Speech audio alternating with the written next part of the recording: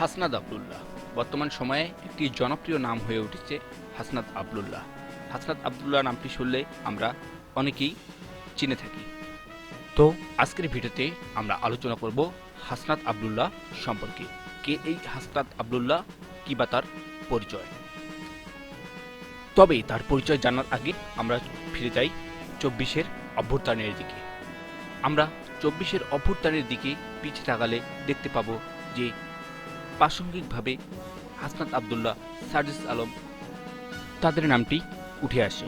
আমরা বৈষম্যবিরোধী ছাত্র আন্দোলনের অন্যতম সমন্বয়ক হিসেবে হাসনাত আবদুল্লাহকে বরাবরের মতো চিনে থাকি।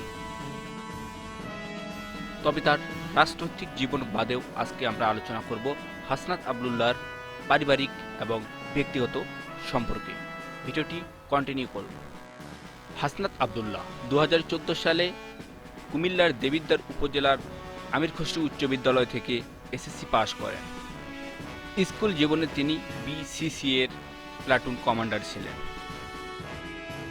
ঠিক একই কলেজ থেকে তিনি এসএসসি বিজ্ঞান বিভাগে স্নাতক ডিগ্রি অর্জন করেন।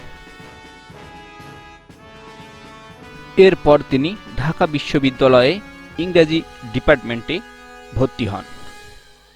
হাসনাত আবদুল্লাহ ১৯৯৮ সালের ২৬শে মে কুমিল্লার দেবিদ্বার উপজেলায় জন্মগ্রহণ করে থাকেন।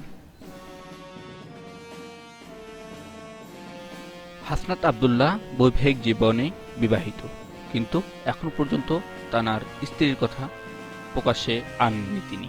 এরই সাথে তাদের ফ্যামিলি ব্যাকগ্রাউন্ড এবং ফ্যামিলির সম্পর্কে কোনো তথ্য দেয়নি মিডিয়াকে। হাসনাত আবদুল্লাহ যেমন চৌকস তেমন মেধাবী। এরকম আরও ভিডিও পেতে আমাদের চ্যানেলের সাথে থাকবেন। ধন্যবাদ। আসসালামু আলাইকুম।